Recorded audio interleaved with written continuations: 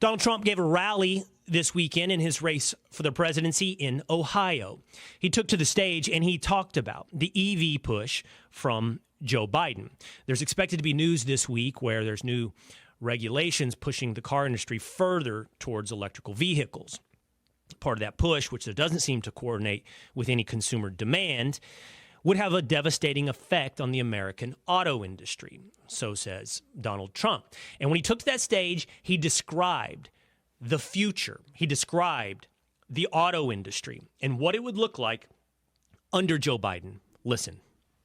Let me tell you something to China. If you're listening, President Xi, and you and I are friends, but he understands the way I deal, those big monster car manufacturing plants that you're building in Mexico right now, and you think you're going to get that, you're going to not hire Americans, and you're going to sell the cars to us. No, we're going to put a 100% tariff on every single car that comes across the line, and you're not going to be able to sell those cars. If I get elected, now, if I don't get elected, it's going to be a bloodbath for the whole, that's going to be the least of it. It's going to be a bloodbath for the country. That'll be the least of it. But they're not going to sell those cars. It'll be a bloodbath for the auto industry. It'll be a bloodbath for the country. That'll be the least of it. He's talking there about Chinese imports built in Mexico and the effect on the auto industry. I've had similar recent conversations with car dealerships and owners of car dealerships about the effect of the electrical vehicle push on what it would do to the auto industry. Either way, whether or not it's Chinese imports or the push for EVs, you are potentially looking at a bloodbath for the American auto industry. But that clip was clipped out of context. It has been splashed across the internet, starting on Sunday and bleeding into this morning on Monday. That clip has been turned into the following headlines. Take a look at this from news sources from NBC to Rolling Stone. Trump says there will be a bloodbath if he loses the election. CBS News, in Ohio rally, Trump says there will be a bloodbath if he loses the election. Rolling Stone, Trump says there will be a bloodbath and elections will not happen if he loses in 2024. CNN, Trump warns of bloodbath for the auto industry and country if he loses the election. CNN at least putting in the context that it includes the auto industry. NPR, Trump says some migrants are not people and warns of bloodbath if he loses. Trump was referencing people like the murderer of Laken Riley, that they were monsters, not people. And he was talking about the auto industry when he was referencing a bloodbath. But the media immediately ran with this as though Trump was celebrating the potential and laying the groundwork for another January 6th, for political violence, that he was calling for a literal bloodbath if he loses the election.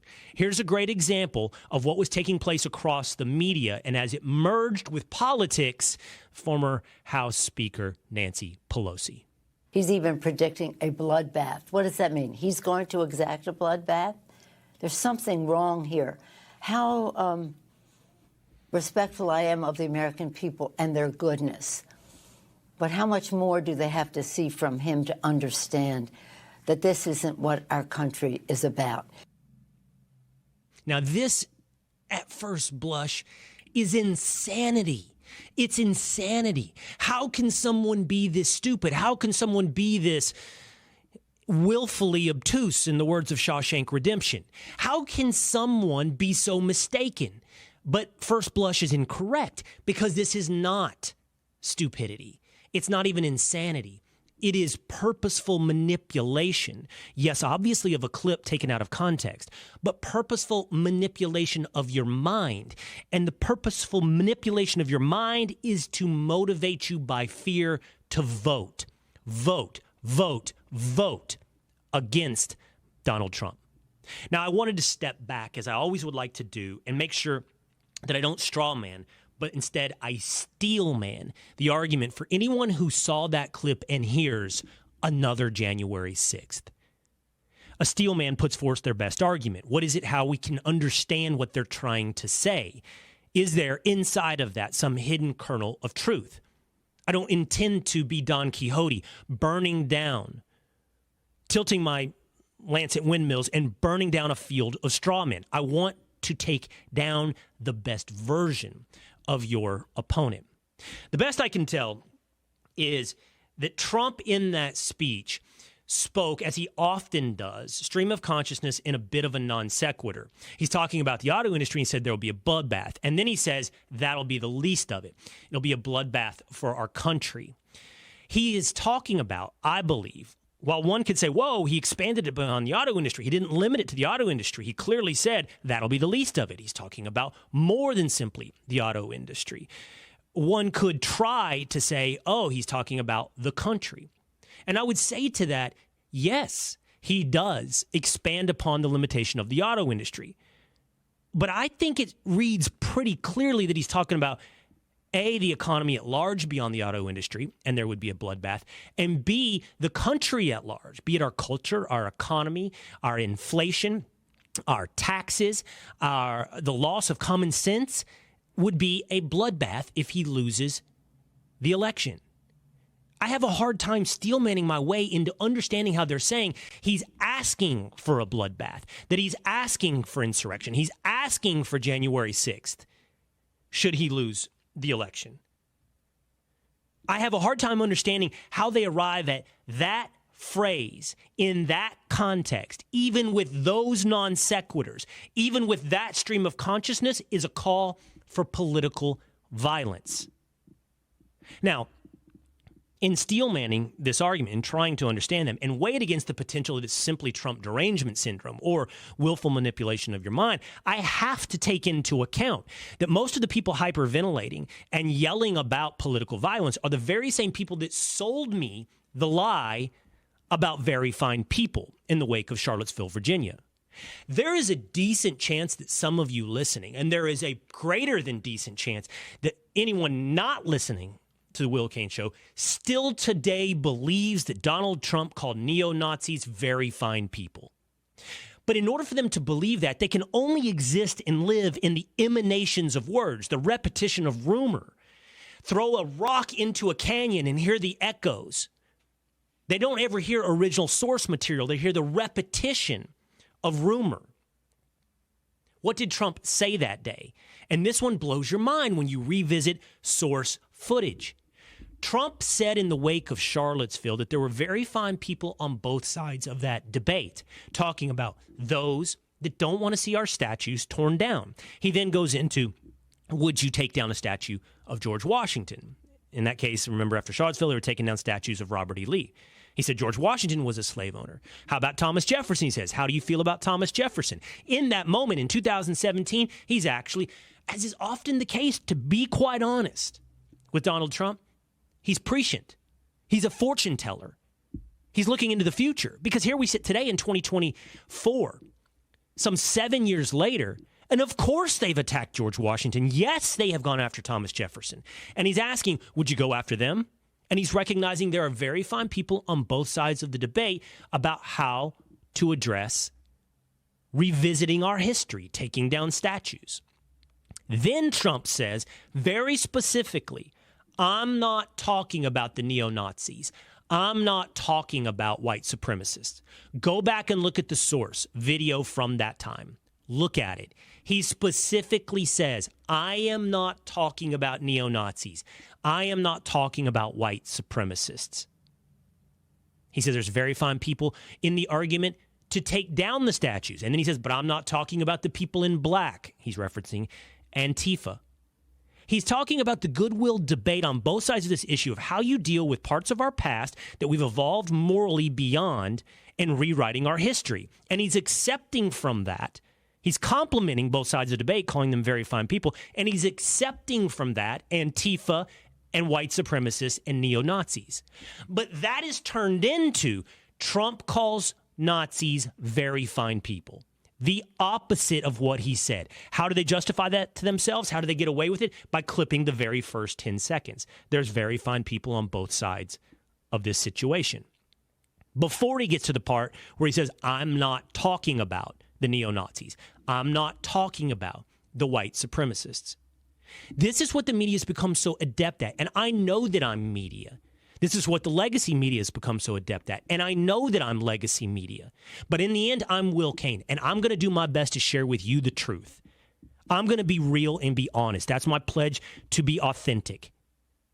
To do my best to search for the truth and be honest about my biases. I don't get dictates down from on high. I'm not told what to say. How do they get away, the media, the legacy media, with that? By clipping things out of context.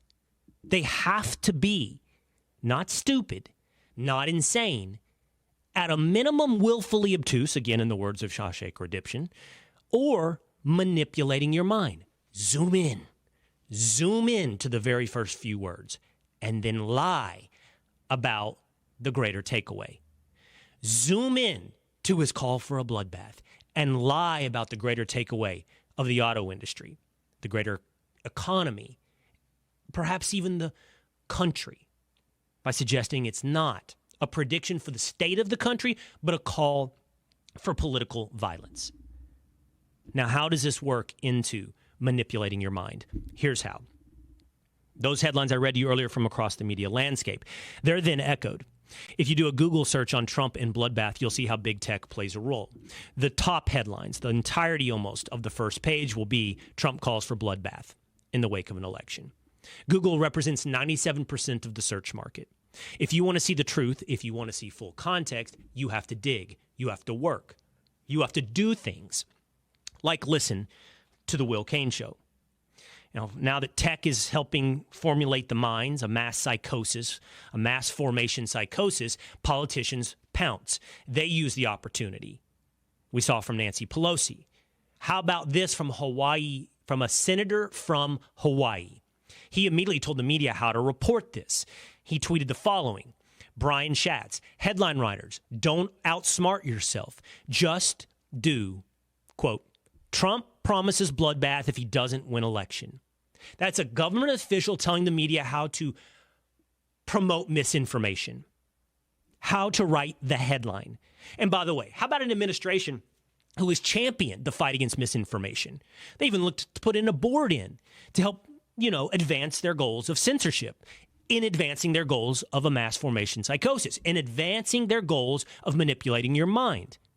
How does that work for the administration who's fought misinformation? Well, of course, to perpetuate misinformation. The Biden administration tweeted the following, the Biden campaign, and then Joe Biden himself this morning, Monday morning, tweeted, it's clear this guy wants another January 6th. He's referencing Donald Trump's speech from Ohio. He's taken the bloodbath and says it's a call for political violence. It's a call for another January 6th. And then the money line. And then the poker player puts his cards on the table and says, I'm going to play my cards face up so that you can see. He then says, after saying it's clear this guy wants another January 6th, but the American people are going to give him another resounding electoral defeat in November. Play the cards face up. Let them know exactly what you're doing. Lie. They don't care. Too many want the lie. The rest will be manipulated by headlines and Google. Lie. Bloodbath. Hoax. By the way, various Biden officials went on MSNBC and said, he's calling for a bloodbath. And in order to do that, they referenced other hoaxes that they've already perpetuated. They talk about January 6th being an insurrection. They talk about January 6th being deadly. The only person that died as a result of that day in January 6th was one of the rioters, Ashley Babbitt. It was deadly only to one of the people involved in that riot. It's not, as the hoax is perpetuated, that law enforcement officers died on January 6th as a result of the actions of January 6th. Support your hoax with the evidence of other hoaxes. So play the cards face up. Lie. Perpetuate the hoax. Instill fear. Make you afraid. There'll be an insurrection. It's a move towards authoritarianism. It's the last election in America. We must save democracy. And then marshal your fear for your vote. Joe Biden says the American people will not allow him to do so and will give him a resounding defeat in November. That is the poker player's hand. That's the cards. brazenly lie, never let go of the hoax, double down, triple down. And that's what was done this morning on MSNBC on the show Morning Joe. Triple down. Listen. He's talking about a bloodbath for America. It's laid out in the terms of it. And these idiots on Twitter, these idiots on cable news, these idiots on Sunday shows going, well, yeah, well, president, you know, he was talking only about the auto industry, and this is one more. It's just bullshit. Let me say that at 6:15 a.m. It's just bullshit. He knew what he was doing. We're not stupid. Americans aren't stupid. He was talking about a bloodbath. He was talking about a literal bloodbath, says the show of Trump derangement syndrome. But it's not. It's not simply mistaken. It's not simply insanity. It's not simply Trump derangement syndrome. It's willful. It's taking it out of context. It's been done before on dozens of occasions. It's being done now, and it will be done again. Get ready for the next 7 months. They're playing their cards face up, and all of it is designed to manipulate your mind so that they can manipulate your vote.